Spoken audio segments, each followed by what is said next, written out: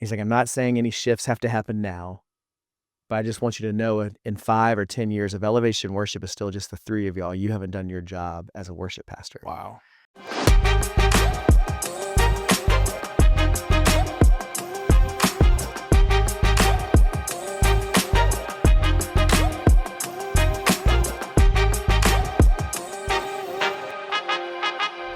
Welcome back to another amazing episode of the Salt Podcast. So glad you guys are here and listening.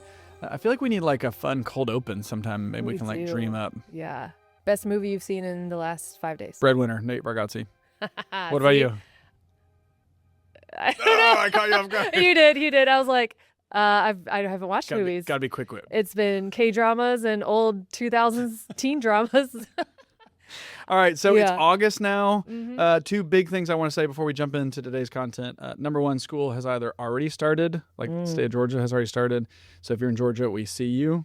We know that back to school is real. You just had your big kickoff weekend. Yep. And if you're in another southern state, it's probably starting in the next couple of weeks. So Parents celebrate this, right? I know many yes, parents because very happy. as someone who has now 4 kids, Yeah. listen, school was designed by someone who doesn't have kids because the whole idea of summer is obviously someone who does not have kids to go, let's just Said keep them all at from- home. Said from an entrepreneur and business owner as well. I know. So Yeah. you heard me public school. Anyway, I'm sure someone else understands that and, Yeah. and catches that. But the second big thing is now that it's August, ticket sales for conference are ramping up and ticket Yes. prices about to increase. Yes. If you have not registered your team yet, this is like the best time. Well, not the Yes. best, but this is a good time. I mean, yeah, like 4 months ago may have been Yeah, the best time, but probably. you missed that. So now is the best time, right? Today is Yes. the best day. Today is the day. It is your day Yes. to go So register. You can go to salt2026.com. You can get all the details. We're back in Dallas this year, October 14th, 15th, and 16th.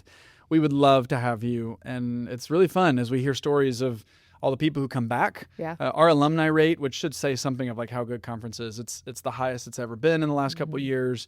We've But sold out. we've sold out in the past. We've sold out Yes. certain ticket tiers. So you can get all those details, salt2026.com. Do not miss that. And if you're listening on an audio only, we're just going to say it again. You better be watching this and like and subscribe on YouTube. You'll see all the Easter eggs behind us. And I mean, there's also, if you want to hear a little bit about the behind the scenes of conference coming to be, Yeah. you want to check out YouTube. absolutely. We got some shorts and some videos on there that are going to be really, really intriguing if you're considering conference. Yeah. Mm-hmm. All right. I want to dive into today because Yeah. this interview that we have, our guest, Joye, served with Elevation for decades. And he and I got a chance to sit down at conference like a year ago. And Katelyn, his story, I knew some of it, but I had not heard it myself. So I don't want to say too much more. It's a little mind blowing to hear what happens at some of these churches. Like, to me, this is like the big churches who Yeah. release these worship albums to be like, oh, that was a conversation that happened there. But it would not shock me if you find yourself in this story. Mm-hmm. So take a listen to this and then we'll unpack it. There was one particular moment about halfway through my time there where I was we had Tuesday creative team meetings with Pastor Steven, and he asked me to stay after one of the meetings. And Pastor Steven's pretty involved in the creative side of this church, right? Yes. I mean, he is a songwriter, was a worship leader. He is a really gifted, anointed songwriter. In the first 5 years or so, he wasn't as focused on that because he was more trying to build the church. Yeah. And then he felt like the Lord gave him more permission to do that. But he was always passionate about worship ministry. And so he asked me to stay after the meeting. And I'm nervous. I have no idea. When your boss tells you to stay after, it could be good, could be bad. You don't know. And so he said, hey, I want to give you a picture of your future here. He said, Also a nerve-wracking statement. also nerve-wracking. And at the time, so Chris Brown, Mac Brock were the guys that I started with and still dear friends to this day. And he said, Chris and Mac are anointed, gifted worship leaders and songwriters. And I think they have a special anointing. You are good at those things, but I think you have a lid. He said, but I think you have the gifting to be a great pastor, leader, shepherd. And one day you're going to have to decide, are you willing to let go of what you're good at in order to take hold of what God's called you to be great at? He's like, I'm not saying any shifts have to happen now, But I just want you to know in 5 or 10 years of Elevation Worship is still just the 3 of y'all. You haven't done your job as a worship pastor. Wow. And I'd love to tell you that I heard that. And I was like, yes, thus saith the Lord. I receive it, God. But my pride and my ego wanted to be like, well, you don't understand my anointing. You don't understand my gifting. And that set me on a journey of really having to go before the Lord and say, why am I doing this? What am I trying to build? Whose kingdom am I wanting to build?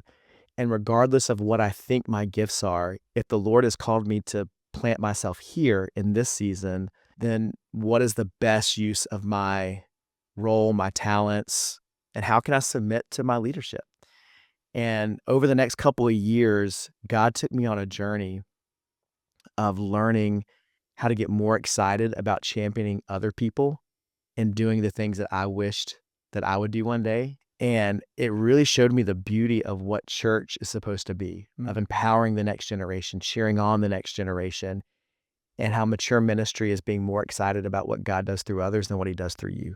I'll never forget a pastor taught a sermon around John the Baptist, and he talked about how, can you imagine if your call in life was basically to do nothing more than say, I'm not important, there's someone else coming, right? Like, I'm just here to prepare the way.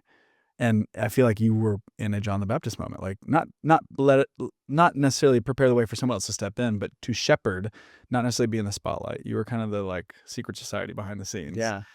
Walk me through just real quick those few weeks, days that followed that conversation. Like, I want to know what went through your head. Were you like, maybe I need to leave? Maybe is this like his soft way of saying I need to step away? Or were you pretty convicted that like, no, the Lord has me here? Where were you in that journey? So I felt a really strong conviction that I was supposed to be there. Okay. So that helped. That had to be a spiritual conviction.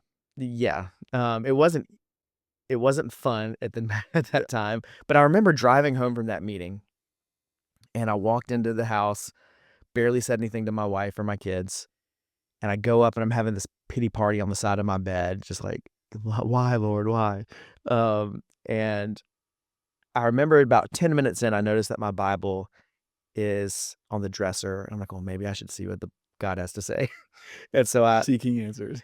And so I see where it was open to my daily reading that morning was when David wanted to build the temple.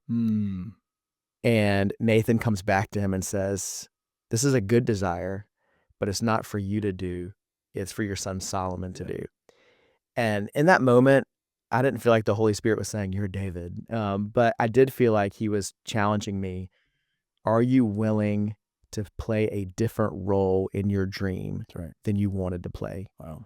And that became like a stake in the ground for me, that even though my emotions didn't change, and even though it was hard over the next couple of years, I knew that the Lord said, this is not from a man, it's from me.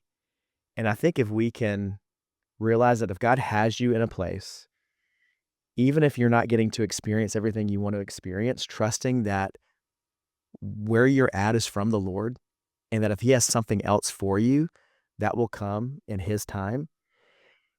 And just trusting in the fact that his heart for us is good. That's what I had to keep coming back to. God's not trying to withhold something from me.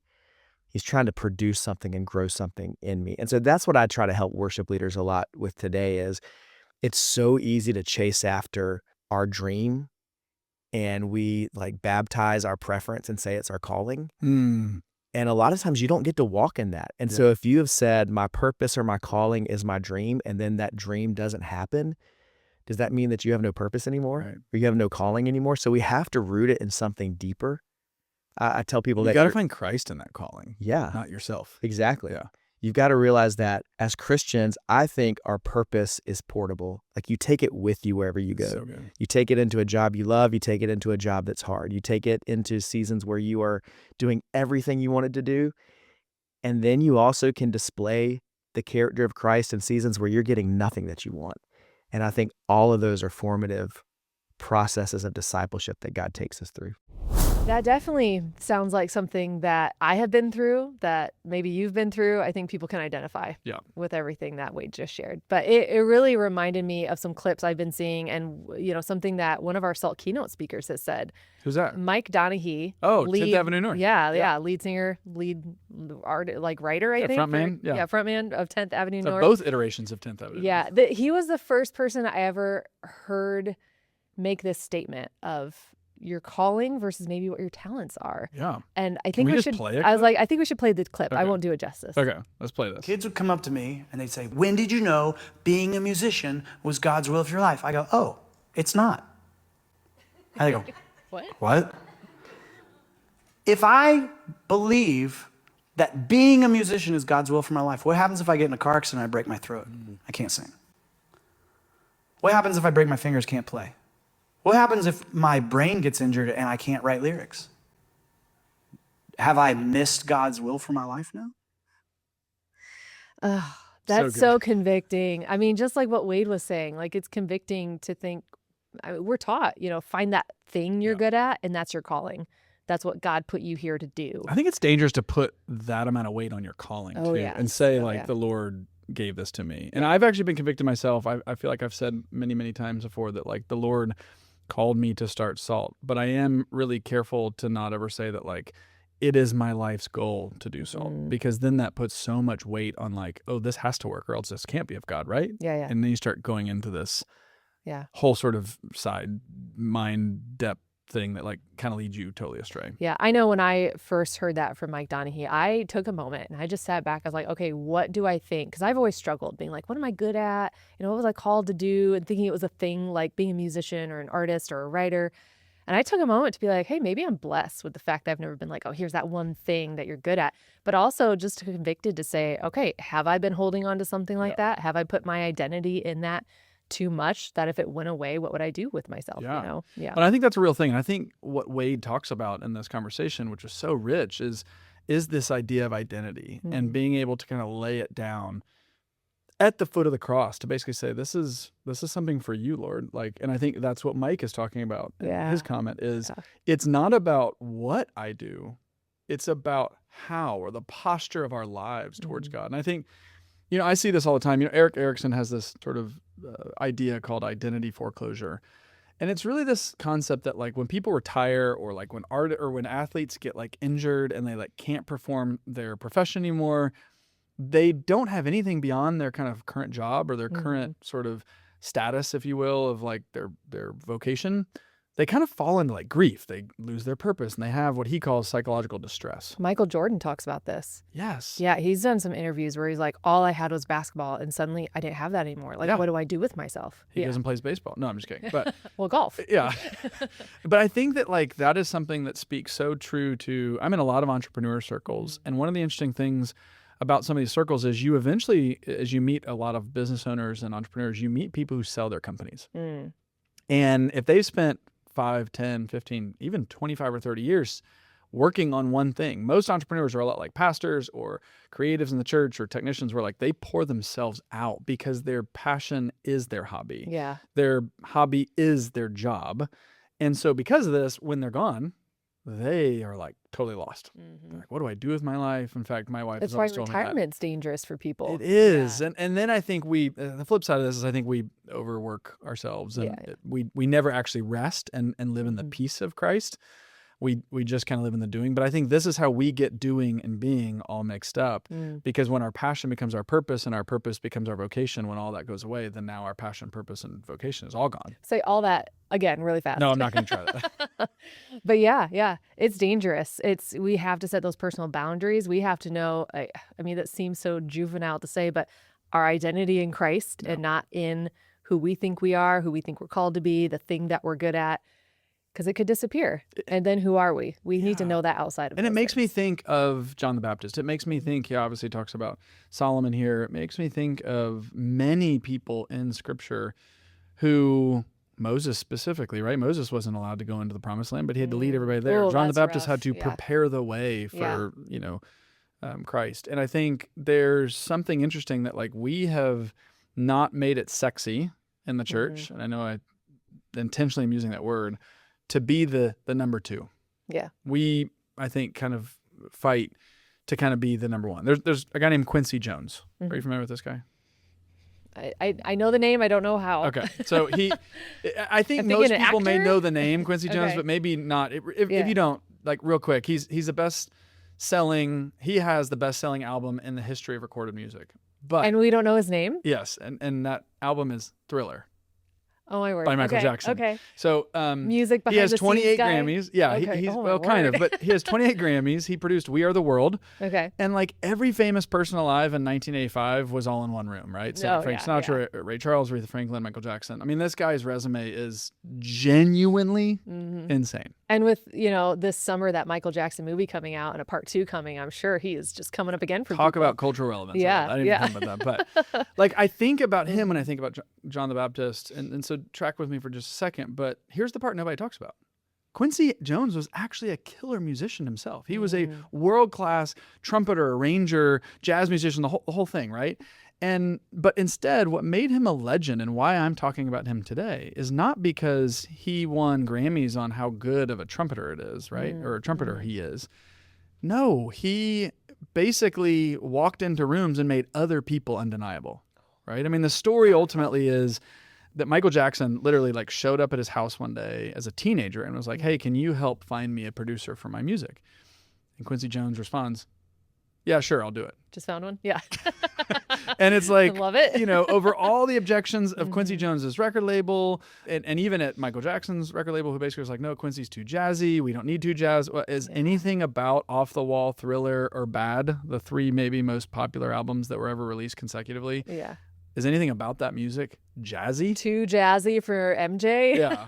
Yeah. And so I don't know. I just think those are, he didn't put his name on the front of those albums. Yeah. It was Michael Jackson's name. And I just think maybe in like a so me-saturated culture that we live in, I wonder how many of us get caught up in this sort of self-absorbed idea that like if our name's not the one people are following or if we're not building our own platform, then we're falling behind. Yeah. What a dangerous concept in the church because you haven't missed something. That may be very likely what God has called you into. And I think Quincy Jones is kind of just the most inconvenient person for that argument because he was the greatest counter example in maybe all of music history. Yeah, that's awesome. I love that. I had this phrase in college. I worked in theater and it was, "We are the dark that make the stars shine," because everyone wanted to be the actor. Everyone wanted to be the one on stage, the leading role, the one taking the final bow. But that person would not be seen without everyone else doing their jobs. Right. And I mean, this obviously applies to production. I feel like very well, volunteers, children's Totally. ministry. Man, children's ministry, shout out, because I never want to work in children's ministry. Personally, that's not where I will volunteer first. But without you doing those roles, pastor couldn't be up there preaching the sermon. No one would be able to listen because their kids are in the pews and the seats with them. Worship team would not be able to lead people into worship the way they do, without all those other roles supporting. Yeah. And as you're saying this, I can hear every technician and production team member going, "Yes, that's me. Like, I don't want to be on stage, but I feel like I can serve and support." Yeah. But I also want to maybe take this and challenge this to this point and say, how many of you who serve in production ministry think your job was there to develop the next audio engineer? Ooh, It wasn't for you. Yeah. It was for the next person, or it wasn't for you to learn how to video direct or run cameras so that you could be the Cam 1 or the V1 or the video director. No, your job was actually to like prepare the way and show what's possible, but someone else was going to step into their craft. Yeah. That's Wade's story, right? That like developing people and helping them see their calling in life is his calling. And sometimes that's okay to see that, but you also have to have the discipline. And I think you have to trust God enough to go, "Hey, Lord, I'm trusting that whatever it is that you've put like in my life for such a time as this may not be so that I can be the hero of this story. Maybe I need to be the guide of someone else's story. Maybe I need to step in and say, I'm here to help you fulfill your potential and purpose. And that is my potential and purpose." Let's think maybe a little bit less of ourselves and more of God to see that his sovereignty reigns through all things. Yeah. Man, so I have to take this moment to shout out Dustin, our studio manager, who's making us look and sound good right now.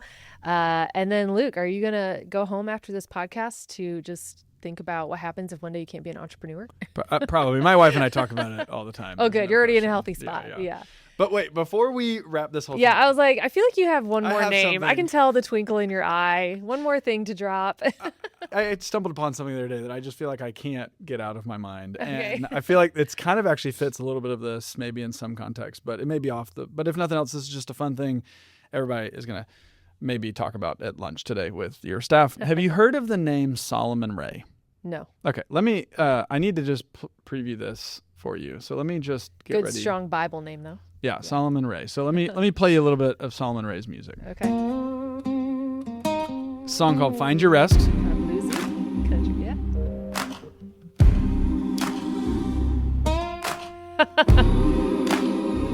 I have some thoughts. Hang on, it's not. Good groove. Lord, I'm tired from all this stressing. Too weak to count my blessings. We're going to get in so much trouble with copyright, probably. Oh boy, keep it to under what, 30 seconds? Keep my soul intact. Okay, that's 30 seconds. Yeah, Since yeah. So we have to keep this under 30 seconds. So funny enough, here's what's interesting about what I just played you. Uh-huh. It's not written by a human. It's AI. It's 100% AI. Yep. 5.2 million people when I discovered this had played this song. Mm-hmm. Now, if you go search Solomon Ray out there is funny enough, a session musician by that same name that's done stuff with Elevation. Shout out. Chris the Tomlin, real Phil Solomon Wickham. Ray, Yeah. yeah, But this okay. guy is not the AI guy, and he's had to Yeah. like say that out loud.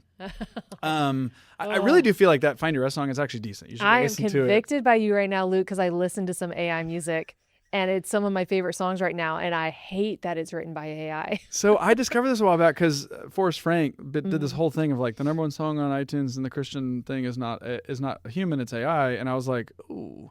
And so interestingly What enough, was the song? I don't know if it was this or Okay, not, but okay. he's actually come out against Solomon Ray, Okay. Forrest Frank, which I don't want this to be about Forrest Frank. But Yeah. here's the interesting part. This is what's sat with me.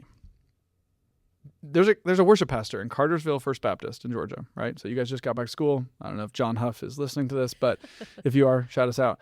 He said that last Christmas, his congregation came to him asking to sing Solomon Ray songs in church. So I always have to do my research on this because I'm like, is it fully AI or whether the lyrics Oh, written it's by fully human AI. and then the rest was AI? Okay. He fully has AI. it's come out and like Oh, this is a whole episode you're opening I up, a know. whole different episode. but I do think there's something interesting here of like, I don't want us to miss our purpose or our opportunity in worship. That deep down inside, like just because a song moves someone, does that mean it's worship? Right? So when we talk about purpose and the thing that we're doing, right, I'm going to kind of flip the script here and essentially ask the question, like, just because your gift, maybe with some buttons or some keystrokes or whatnot, could create a song that is maybe worship worthy, Yeah. is that art that glorifies God in a way that points people back to God? Or is God more moved by a song that maybe not as commercially viable, it doesn't have 5 million, but there's something that you are to do that is essentially a creative work or an offering of praise itself? And that's, I think, what I've been sitting with. So Yeah. maybe I just dropped the bomb and leave it at that. But Oh, I mean, it goes back. There's so many directions to take this, but the question too of is, can a non-Christian write a song that people can worship to? Can AI write a song probably that people can. can worship to? right? I don't Oh, know if yeah. you remember that whole like Mike Guglielmucci thing where like he wrote that song Healer that Carrie Job kind of made famous. He was with Hillsong. And it was written on the context of, and I feel like I've talked about this on a podcast at some point or something with Salt, but it was written on the context of he had cancer and the Lord healed him or was trying to heal him. And it's powerful when you listen to it in that vein. And then it came out years later, he never had cancer. The whole thing was a fabrication to try and sell the album. Yeah. He did it. He actually misled all of Hillsong and everything. Even his wife didn't know he didn't have Oh cancer. my It's like it was a huge thing. Yeah. But I still sit back and I remember when all that stuff broke, I was like, this is still a great worship It's song. still, yeah. And they took it off all the albums and all this. I think Carrie Job ended up releasing it again later because I think she probably had that same moment of like, this is still a powerful song that if you are hurting, it's Yeah. still God can still use is it. that Yeah, but really yeah. creative storytelling to like just imagine yourself as someone who has cancer and what would you say to God as a worship song out of that? Or is that deception? Those are questions people need to think on. Yes. Yes, for sure. More on that on the next episode, right? We're creating a new episode to talk about that. But yeah, speaking of worship, speaking of creativity and using your gifts well, our next week we're going to be talking with Natalie Runyon, Oh, yeah. and she's going to be unpacking some incredible things in the same vein, and I can't wait for you guys to check that out. If you haven't already, make sure you like, subscribe, share this with somebody, maybe ask them if they've listened to Solomon Ray. And then go take that same person and buy yourself tickets so we can see you in October. There you go. We'll see you guys next week.